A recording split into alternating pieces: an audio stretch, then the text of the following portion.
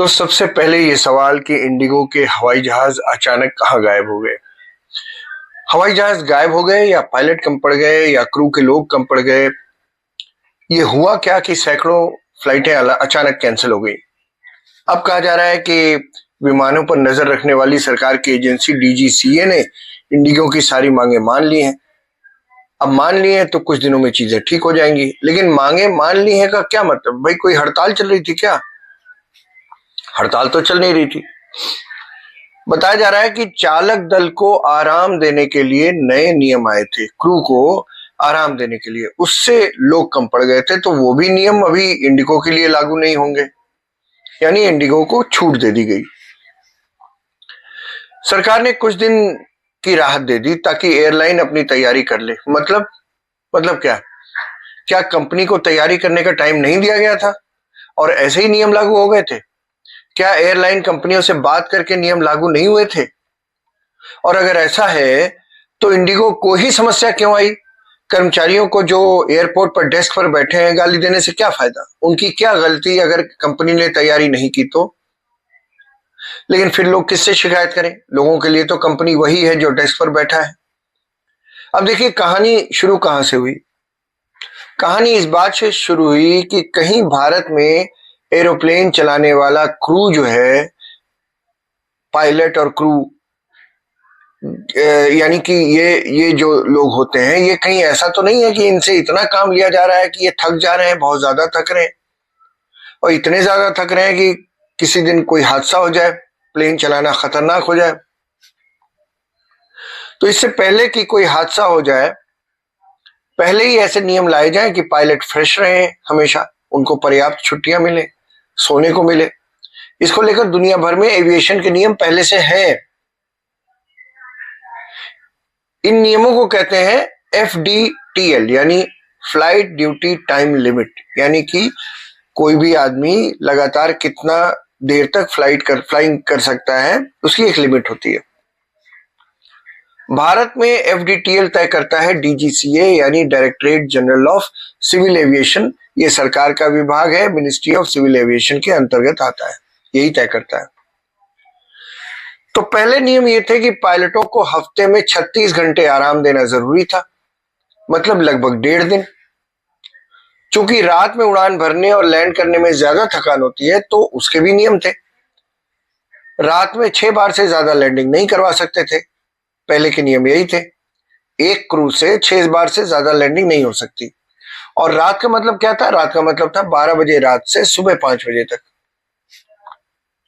तो 5 साल पहले पायलट यूनियन ने शिकायत की कि भाई थकान बढ़ रही है और इससे सुरक्षा खतरे में है। DGCA ने देखा कि बाकी दुनिया में क्या नियम है, भाई ये भी देख लें, और फिर उस हिसाब से नए नियम बनाए। तो नए नियम ऐसा नहीं है कि किसी की जानकारी में नहीं थे, सबकी जानकारी में थे।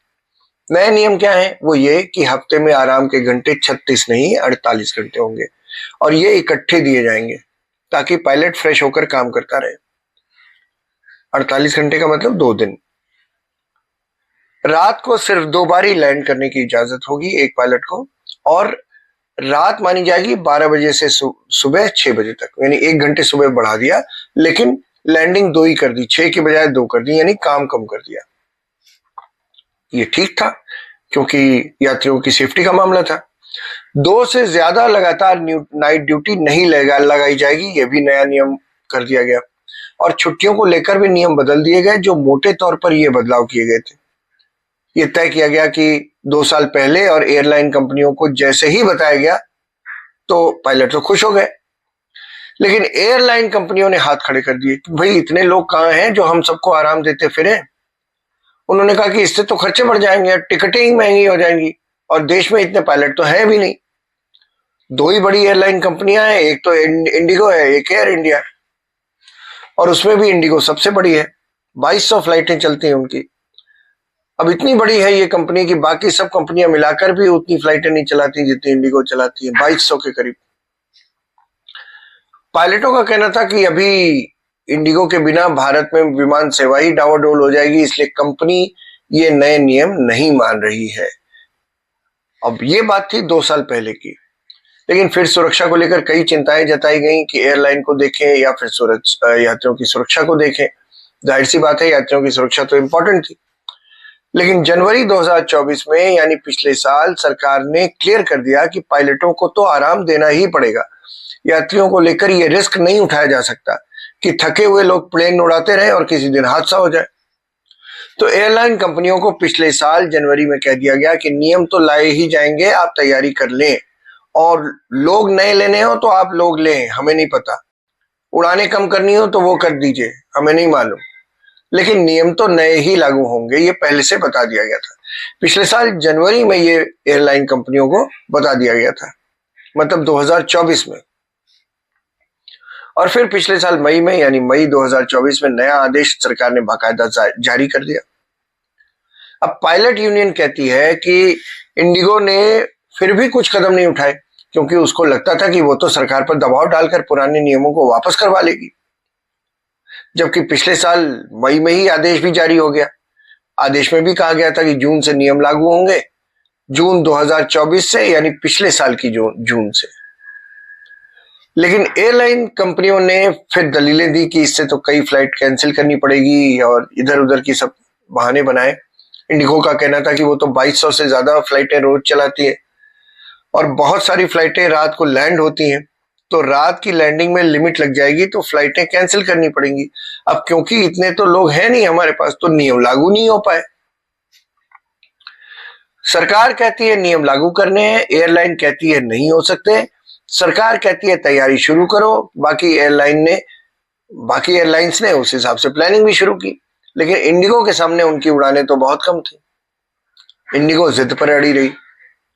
तो इंडिगो के पास जो 6000 पायलट थे, उसके अलावा उनको 1000-1500 और रखने थे नौकरी पर। आखिर मामला 2025 में हाईकोर्ट तक पहुंच गया और अप्रैल में हाईकोर्ट ने आदेश दिया कि नियम लागू तो करने ही पड़ेंगे, बेशक 2 चरणों में लागू करो। पहला चरण लागू हुआ 1 जुलाई 2025 को, इसमें आराम का समय बढ़ा दिया गया।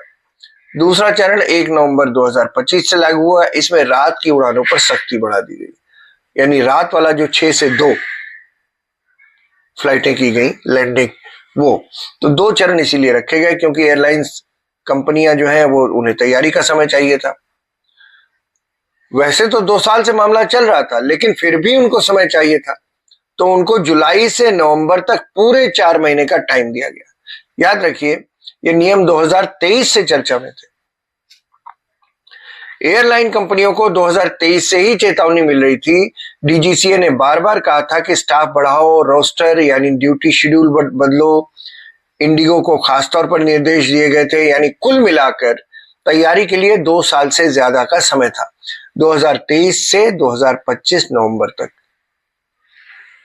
लेकिन शायद इंडिगो ये मानकर बैठी थी कि सबसे बड़ी एयरलाइंस तो मेरी ही है और सरकार उस पर कोई एक्शन लेगी नहीं, क्योंकि अगर मेरे ऊपर एक्शन लेगी तो फ्लाइटें चलनी बंद हो जाएंगी, तो हम तारीख आगे बढ़ा लेंगे। हर 10 में से 6 उड़ान तो हमारी है, यानी इंडिगो की है, तो सरकार को झुकना ही पड़ेगा। एयर इंडिया ने इससे थोड़ा बेहतर प्लानिंग की, इसलिए शायद वो कम प्रभावित हुई। तो जैसे ही नए नियमों का दूसरा चरण लागू हुआ, यानी रात में लैंडिंग की लिमिट लग गई, तो एकदम से संकट खड़ा हो गया इंडिगो के सामने। आराम के घंटे तो पहले से ही बढ़ा दिए गए थे जुलाई से। इंडिगो की रात की फ्लाइटें जो उसके नेटवर्क का बड़ा हिस्सा है वो पहले प्रभावित हुई तो पायलट और क्रू कम पड़ना शुरू हो गए, क्योंकि नए नियम की वजह से ड्यूटी घंटे पहले ही कट गए थे।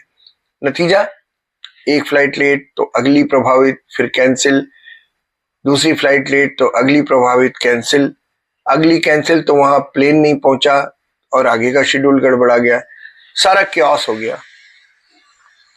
और ऐसे करते करते 100 फ्लाइटें, फिर 200 फ्लाइटें, फिर 400, फिर 1000, नवंबर में भी 1000 से ज्यादा कैंसिल हुई।